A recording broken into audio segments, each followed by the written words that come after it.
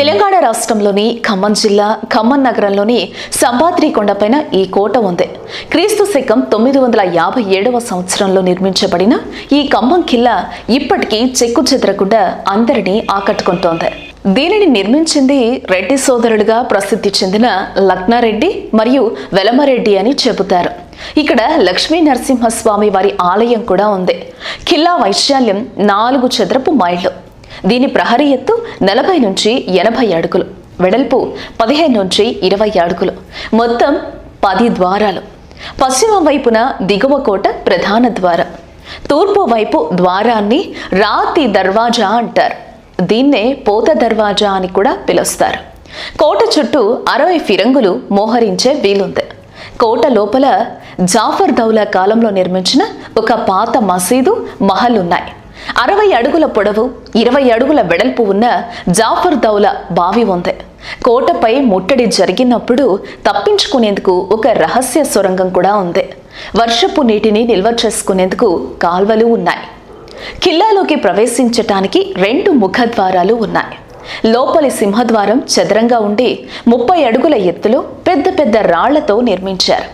ప్రతి కోట గోడపై భాగం 45 అడుగుల వెడల్పుతో లోపలికి దిగడానికి మెట్లు కనపడతాయి. ప్రతి గోడపైన 2 ఫిరంగులున్నాయి. ఒక నీటి కుండ కూడా ఉంది.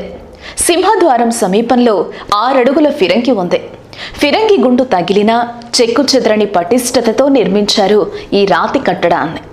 కోట గోడలపై ఉన్న చిన్న చిన్న గోడలను జాఫర్ దౌలా నిర్మించారు. అయితే వీటిని ఇటుకలు, సున్నంతో కట్టారు.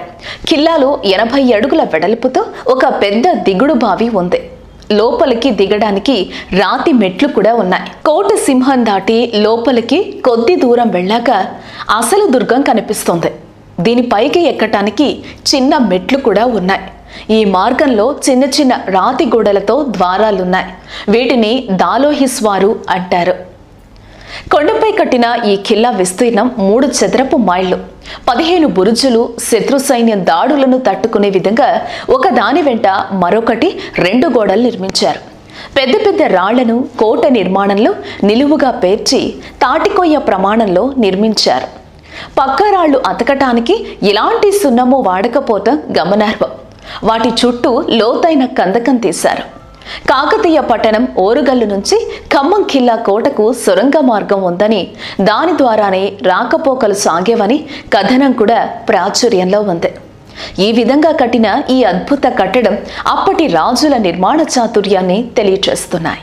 ఇలాంటి మరిన్ని ఆధ్యాత్మిక వీడియోలు చూడాలనుకుంటే మా ఛానల్ను సబ్స్క్రైబ్ చేయండి. అంతుచిక్కని రహస్యాలు, మరెన్నో మనకి తెలియని పురాతన కట్టడాలు, వాటి వెనక దాగిన నిజాలు, పూర్వీకుల ఆచారాలు, మరెన్నో మూఢ విశ్వాసాలు, ఇలా కాలగర్భంలో కలిసిపోతున్న రహస్యాల కొరకు సబ్స్క్రైబ్ చేయండి రహస్యవాణి ఛానల్.